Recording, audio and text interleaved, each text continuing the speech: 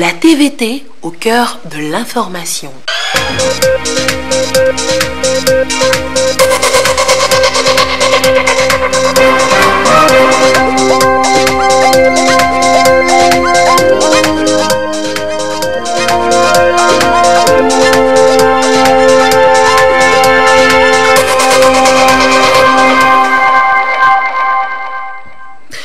Bonsoir, il est 20h. L'actualité ce soir, c'est encore possible de s'inscrire demain sur la liste électorale dans la zone 1.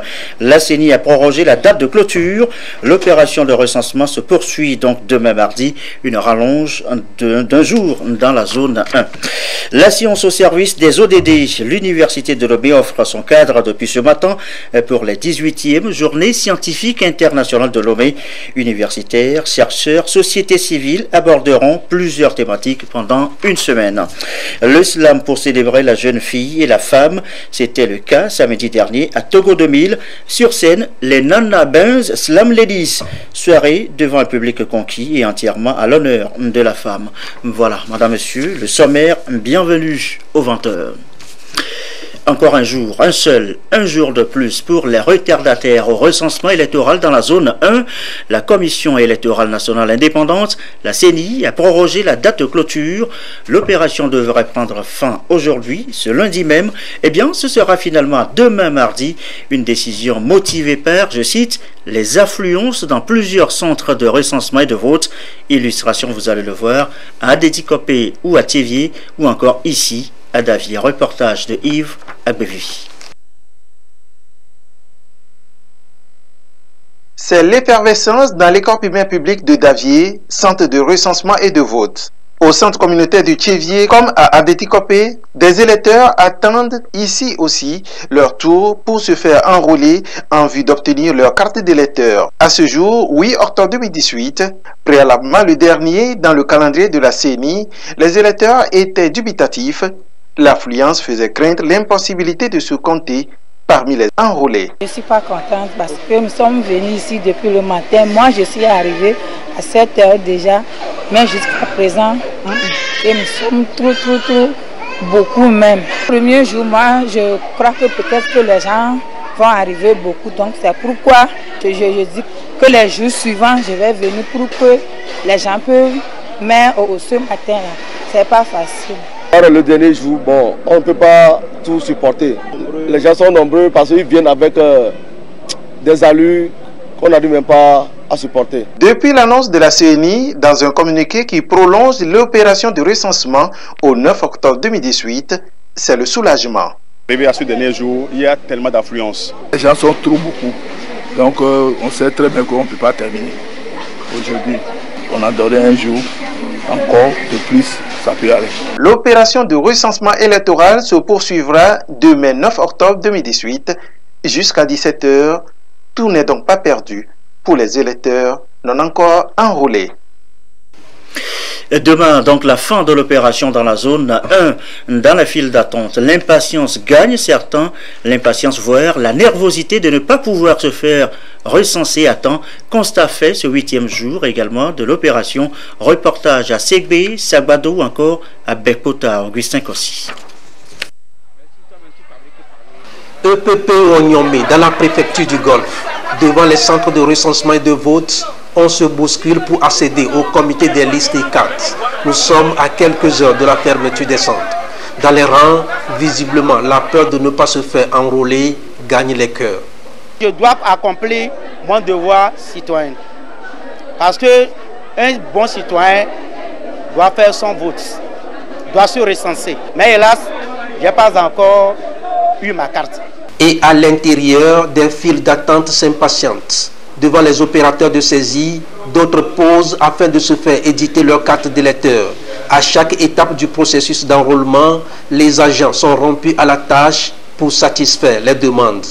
Les gens arrivent en influence et puis nous sommes débordés. Il y a beaucoup qui ne sont pas encore enrôlés. Les gens ne continuent pas à venir et nous bousculent de gauche à droite de les enrôler. Non loin de là, EPP Ségbé. Ici, l'engagement de tous à se faire recenser avant la clôture des opérations est perceptible. À tous les niveaux, les agents de recensement s'activent. Et cette décision de la CENI de prolonger les opérations reste salutaire. Le fait qu'on prévoit ça pour une journée, ça nous permettra, puisqu'au fur et à mesure que nous évoluons, il y a la routine, chaque jour il y a excès, ça peut nous permettre d'enrouler encore. Avant qu'on espère voir si on peut nous donner encore un temps moratoire, vu ce qu'ils sont en train de voir comme affluence. Du premier jour jusqu'à maintenant, il y a l'affluence. La population est là. Nous sommes à moins d'une heure de la clôture. Tous ceux qui sont là ne sont pas satisfaits. Donc ils sont obligés de revenir demain pour être satisfaits. Également au lycée de Bekbota, on se précipite pour être vite servi. Dans ce CLC, Delali et Marceline peuvent s'estimer fiers d'avoir accompli ce devoir civique. En tant que citoyenne togolaise, c'est un devoir pour moi de voter. Je ne suis pas souvenue pour avoir ma carte d'électeur. La liste était vraiment longue, mais par la grâce, j'ai pu avoir la mienne. Je suis prête pour accomplir mon devoir de citoyenneté. Lorsqu'on était venu, les gens étaient nombreux. Mais à la queue, le lieu, on a pu rentrer et on a pu faire notre place. C'est nécessaire et c'est obligatoire. C'est un devoir, c'est le devoir d'un citoyen. Le recensement est donc une étape décisive dans le processus électoral. Et on espère que tous vont pouvoir se faire délivrer leur carte d'électeur afin d'être prêts pour les prochaines échéances électorales.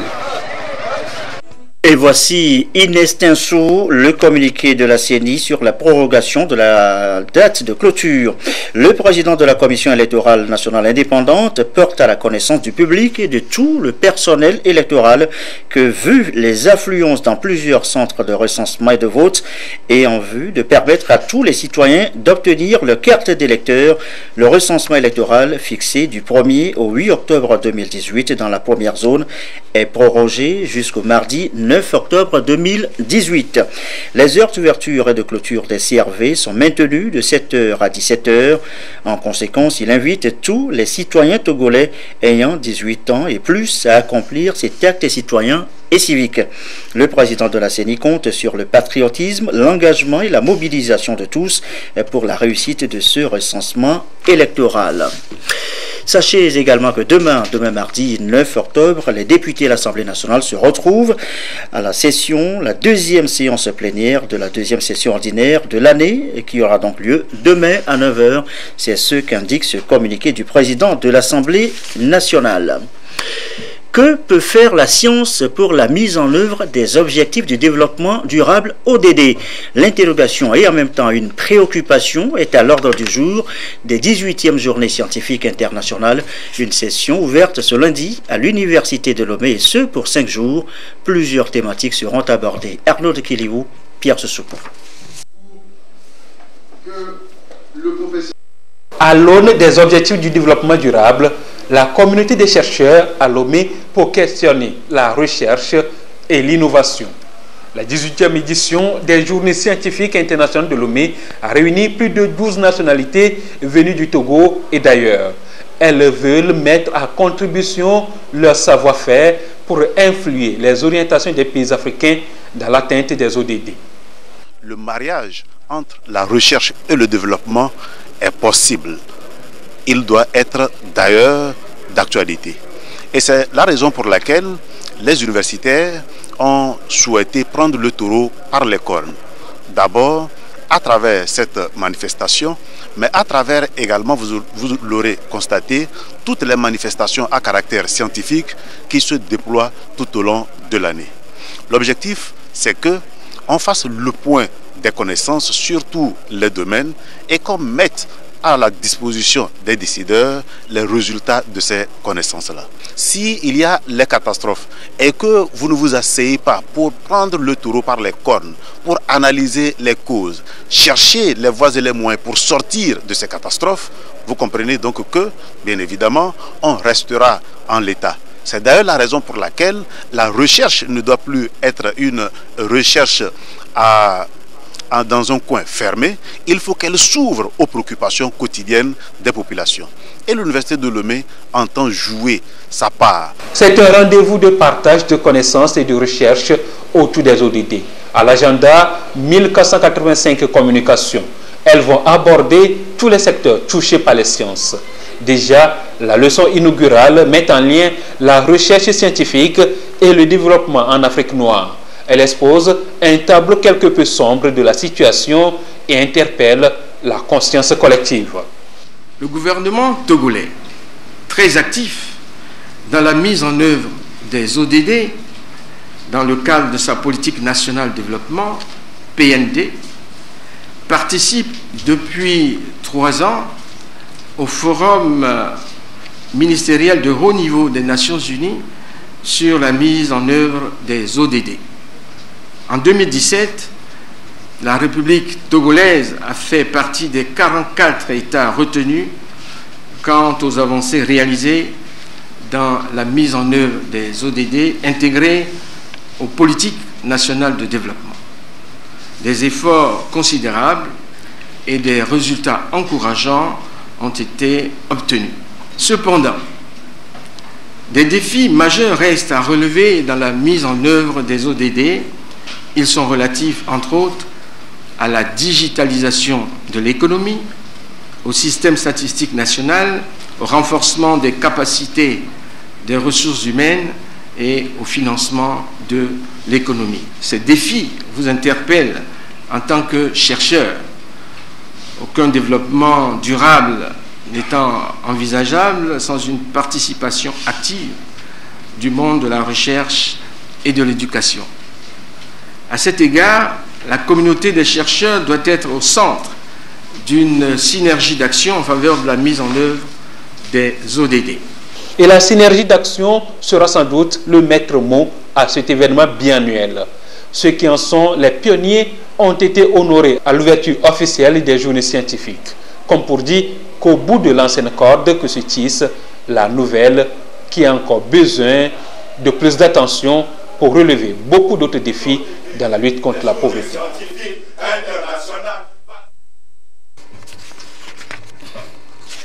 Envoyer de l'argent à un proche ou à un client via Internet, c'est la chose la plus courante aujourd'hui et c'est légal. Depuis juin 2017, le Togo a adopté la loi sur les transactions électroniques. Depuis ce matin, cabinets d'avocats et autres professions libérales s'approprient cette loi ainsi que son décret d'application. But de l'exercice, maîtriser le dispositif et son bien fondé. Les précisions de Edem Soussou. Avec l'Internet, le monde est devenu un village planétaire. De plus en plus de transactions commerciales se font par ce canal, et ceci non sans danger pour les internautes. Le Togo a récemment adopté la loi sur les transactions électroniques pour créer un environnement propice au e-commerce. C'est un arsenal juridique qui facilite la dématérialisation des formalités administratives. Elle protège également le consommateur et lui assure une sécurité d'action. Les acteurs se forment sur cette loi, ainsi que son décret d'application. Vous avez en fait 3 choses. Il y a, je dirais, une facilitation et un développement de l'administration électronique, c'est-à-dire de la relation entre l'usager de l'administration et l'administration. Parler par exemple de l'OTR, donc il s'agit de permettre de poser tout le cadre légal et réglementaire pour permettre donc une facilitation de ces relations-là. Ensuite, il y a pour le consommateur, c'est-à-dire vous et moi, lorsque nous nous mettons sur Internet pour acheter quelque chose, acheter une recharge téléphonique ou utiliser un service bancaire, etc. Donc cette loi va apporter un cadre de confiance, c'est-à-dire qu'est-ce qu'on me vend sur Internet, comment je contracte, comment je le paye et si je n'en veux pas, qu'est-ce qui va se passer. Voilà. Et enfin, il y a un point qui est important, c'est toute la partie sécurité. Les prestataires de confiance, c'est-à-dire lorsque je vais, par exemple, sur le site de ma banque en ligne, mais la loi va permettre de dire les conditions dans lesquelles, moi, consommateur, je vais être certain que je suis bien sur le site de ma banque et que je ne suis pas sur la banque d'un faux site sur lequel je vais donner mes passwords et qui demain va se connecter pour pouvoir réutiliser ces passwords-là. C'est donc l'une des solutions aux cyberattaques, une sécurisation des transactions électroniques, à en croire le gouvernement. Le centre de formalité des entreprises veut pouvoir aider à la création d'entreprises en ligne. Donc c'est important, lorsque vous voulez créer des entreprises, c'est important de pouvoir le faire sur un site web. Et pour cela, il faut un arsenal légal et réglementaire. En matière de e-commerce, par exemple, cette loi protège le consommateur. Le consommateur togolais, en effet, veut pouvoir acheter en ligne, acheter sur Facebook, acheter sur des sites web créés par des entreprises notamment togolaises, cette loi permet leur protection en éditant des règles très strictes, notamment en matière de publication de l'information au niveau du secteur privé. Eh bien, vous savez que nombre de jeunes Togolais veulent pouvoir créer des entreprises en ligne. Et grâce à cette loi et au décret d'application, eh bien, les entrepreneurs, notamment dans le e-commerce, ont maintenant un cadre légal et réglementaire pour pouvoir créer leur site. Ils savent la manière dont ils seront protégés, ils connaissent les règles qui vont s'appliquer à eux et c'est très important. La loi sur les transactions électroniques entend assurer la transparence des activités commerciales en ligne. Elle conforte la liberté de la communication publique en ligne tout en posant des règles proportionnées de nature à responsabiliser l'ensemble des acteurs en fonction de leur rôle dans la chaîne de valeur de l'économie numérique. La chasse aux fraudes et à la contrebande. Les services des douanes des pays et de la CEDEAO franchissent un pas de plus. Ils vont désormais s'interconnecter pour donner un coup d'efficacité à leurs actions. Le projet est en cours. Une formation de formateurs a commencé ce matin à cet effet. Félix Simdacha. C'est une vision de la CEDEAO gagner en temps dans le traitement des marchandises aux postes douaniers, mais aussi réduire les fraudes et la contrebande pour ainsi améliorer les recettes des pays membres de l'espace communautaire. Pour gagner ce pari, il faut une interconnexion des systèmes informatiques des administrations douanières des pays de la CEDEAO. Un projet qui prend forme avec cette formation des informaticiens pour servir de relais. Le fait de faire le transit, l'interconnexion entre les systèmes douaniers des pays de la CEDEAO va permettre de simplifier la procédure de dédouanement. C'est-à-dire que lorsque le transit sera initié par exemple au départ de Lomé, pour un transit jusqu'à Ouagadougou, il n'y aura plus de ressaisie de la déclaration à la frontière. Ça sera la même déclaration qui sera faite à partir de Lomé. Donc on aura une étape de moins au niveau douanier dans le système, donc on gagnera du temps. Donc c'est une facilitation pour les opérateurs, mais aussi donc pour les consommateurs, puisque ça devrait avoir comme incidence de diminuer les coûts de dédouanement des marchandises. Prennent part à cette séance de formation des formateurs des agents venus du Togo ainsi que ceux de la Côte d'Ivoire, du Sénégal, du Mali et du Burkina Faso. Pour le représentant du commissaire général par intérim de l'Office togolais des recettes, les participants à cette session de formation prévue pour 5 jours constituent un maillon essentiel dans la réussite du projet d'interconnexion internationale, raison pour laquelle il les a invités à plus d'attention pour s'approprier les connaissances qui leur seront transmises afin de les relayer avec succès. Vous êtes dans le Zior, parfois victime d'inondations, de chutes de poteaux électriques ou encore de feux rouges en panne. Nenyo City vient à votre secours. C'est une application pour porter vos désagréments jusqu'aux autorités compétentes. Comment cela marche? Eh bien, voici les explications dans ce reportage de Gérald Agoudjou. Le préfet, il n'est plus question d'aller le voir, mais les doléances parviendront à qui de droit. La solution, la voici. Nenyo City, une application mobile au service du développement local inclusif. Après le téléchargement et l'installation de l'application, il suffit de prendre une photo et lancer l'alerte auprès de la cellule de coordination de Nenyo City. L'ampoule de ce dispositif, par exemple, vient d'être grillée. Automatiquement, les usagers ont rempli les procédures d'urgence et la coordination de Nenyo City est saisie. Si vous avez correctement activé votre outil de géolocalisation, l'alerte va nous montrer en même temps à quel endroit précis de la ville de Tchévié le poteau est tombé. Donc quand ça vient, ça s'affiche en bleu foncé, que nous avons un problème qui est soumis. Maintenant, nous allons remonter l'information aux administrations concernées, notamment la CET. Il s'agit d'un dispositif interactif qui offre l'opportunité aux citoyens d'avoir en temps réel le niveau du traitement de leurs doléances. Comme l'écran le montre, votre problème peut afficher différentes couleurs. La couleur bleu ciel, la couleur rose et la couleur jaune. Donc, cette couleur-là ou cette catégorisation vous permet de savoir si le poteau électrique-là, une fois qu'on aura avisé la sûreté et que la sûreté est en train de prendre les dispositions, le problème va évoluer de problème soumis à problème en cours de résolution. Donc l'équipe de la CET est venue sur les lieux, elle s'attire ces problèmes en cours de résolution. Une fois que c'est résolu, la couleur va encore changer. Vous allez voir, problème résolu. Le projet Nenyo City a été élaboré et mis en œuvre par les boursiers togolais du programme américain Young African Leaders Initiative. Financé par l'ambassade des États-Unis d'Amérique au Togo, Nenyo City, dans sa phase pilote, a su diviser la ville de Tchévié en 3 parties. Tchévié Nord 1, Tchévié Centre et Tchévié Sud.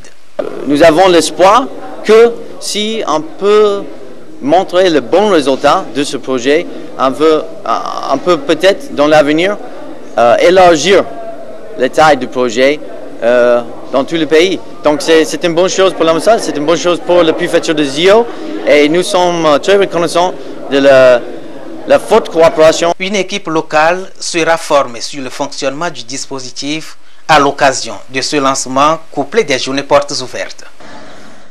Et voilà, Nenyo City, un projet innovant géolocalisé à la ville donc de Tchévié. Compagnie d'assurance, comment bien gérer le secteur? Eh bien voici ce nouvel outil pour insuffler une nouvelle dynamique à vos services, l'élaboration des états financiers, vie et non-vie. C'est l'objet depuis ce matin d'une session de formation à Lomé. Ça devrait aider à la bonne gestion des compagnies d'assurance, justement. Serge Tastom, Carmen Madji Akapo.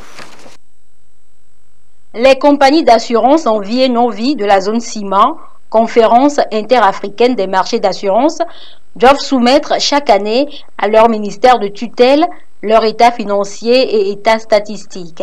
Ceci permet d'apprécier leur solvabilité et de garantir la sauvegarde des intérêts des assurés.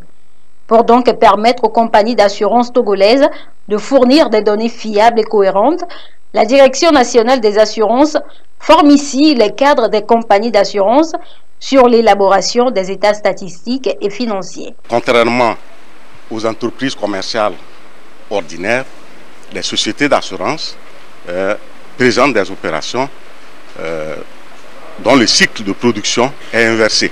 La société, en s'engageant sur un risque, ne sait pas d'avance combien coûtera le sinistre quand le risque sera réalisé.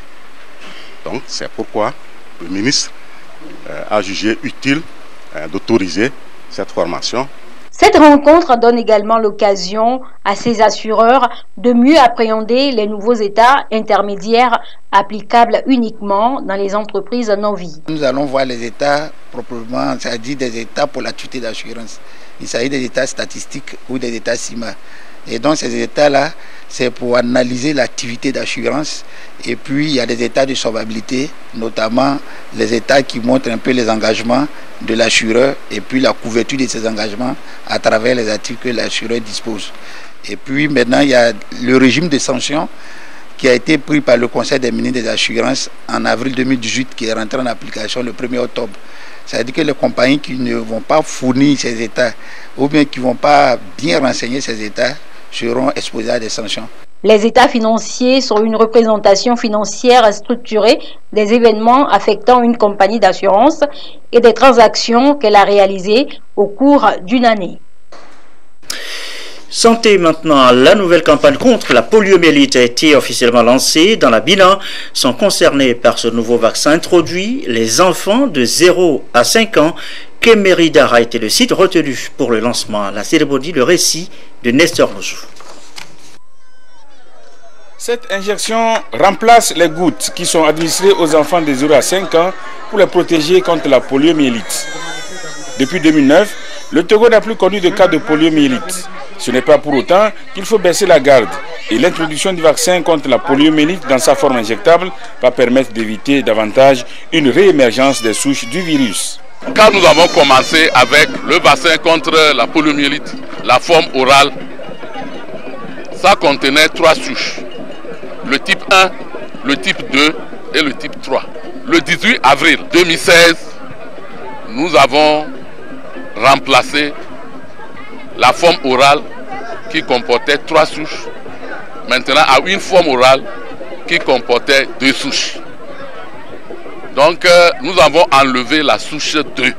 Mais comme nous avons enlevé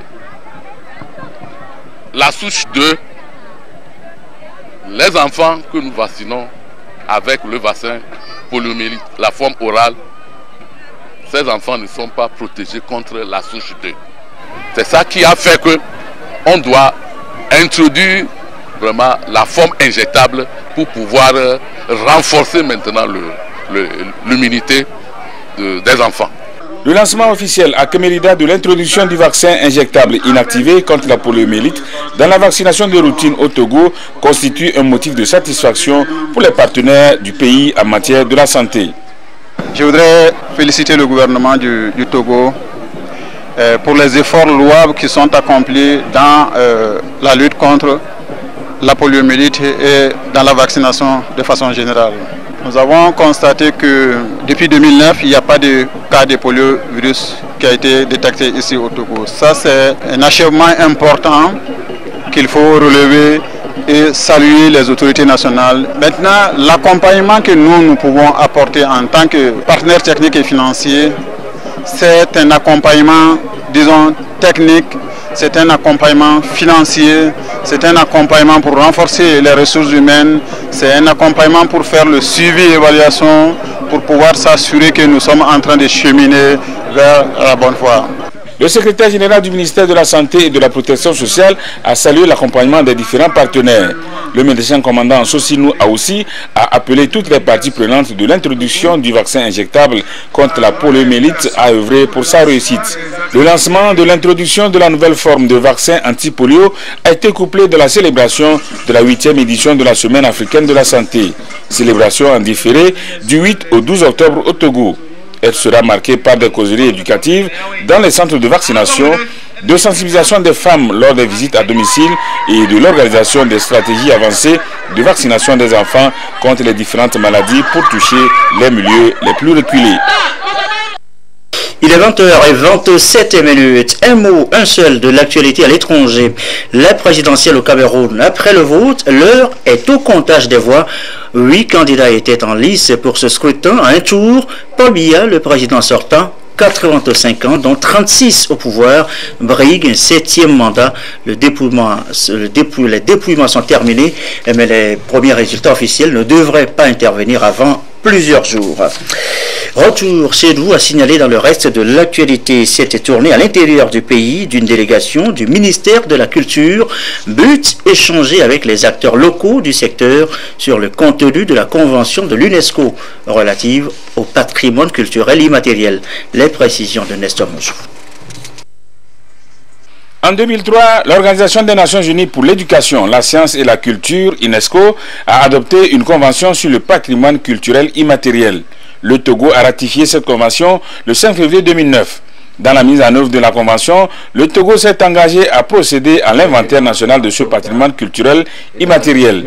Dans ce processus, le ministère en charge de la culture a mis en place une équipe qui a pour feuille de route d'aller à la rencontre des acteurs culturels locaux afin de partager le contenu de la convention avec eux et préparer le terrain pour l'inventaire. Nous voudrons que tout comprenne que la culture est avant tout notre âme.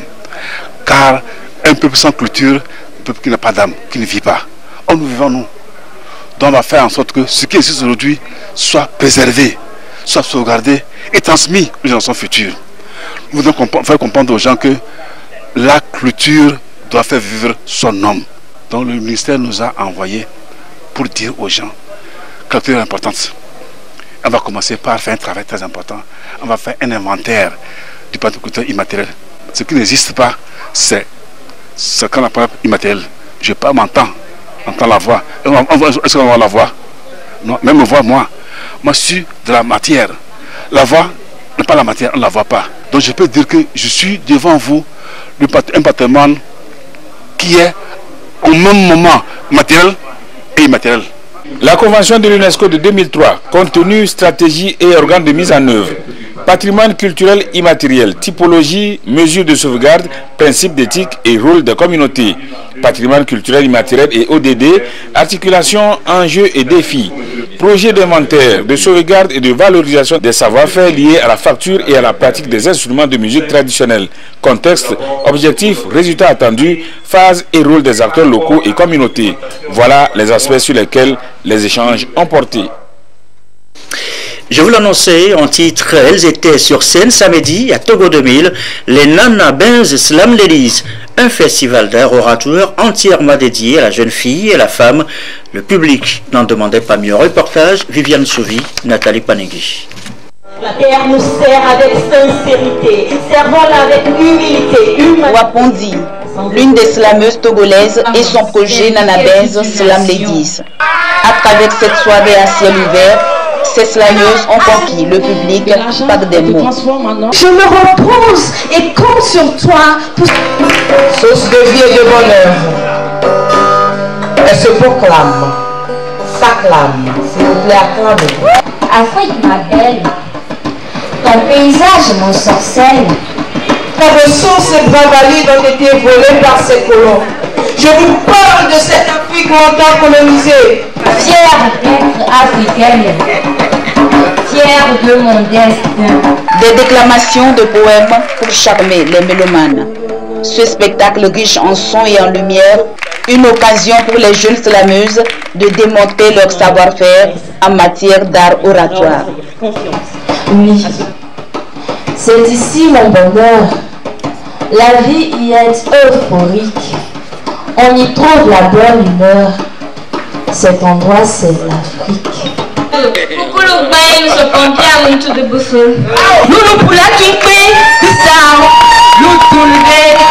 Aujourd'hui, dans le monde du slam, il n'y a pas assez de filles slameuses. Je me dis, il faut quand même qu'il y ait la relève ou qu'il y ait... Parce que je me sens... Avant, je me sentais presque seule. C'est maintenant qu'il y a des slameuses qui arrivent. Donc, depuis 2 ans, j'ai initié cela. Et chaque année, il y a un spectacle par rapport aux ateliers que les filles ont à suivre. Il y a beaucoup de progrès. Elles écrivent leurs tests. Je ne fais même pas de retouches. Les différentes prestations ont visiblement émerveillé le public présent à ce rendez-vous des slams. Je suis contente. Je suis contente. La soirée même n'a pas duré comme je l'aurais souhaité.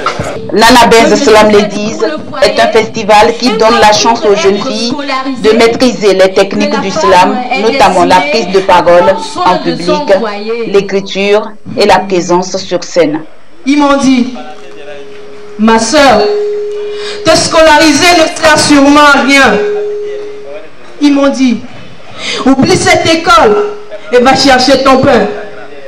C'est vrai, tu as peut-être envie de savoir ce que c'est. Mais rassure-toi, ce qu'ils t'apprendront n'est pas mieux que ce que tu sais. Ils m'ont dit, à l'école, pas un bon rendement. Que la bonne cuisine doit être ma préoccupation, mon occupation. Et faire des enfants ma fonction. Et voilà, c'est donc avec ces ladies que se referme cette édition de 20h. Merci à vous qui nous suivez ce soir, notamment à Kemerida dans la Bina. Et comme d'habitude, toujours fidèlement. Très belle soirée.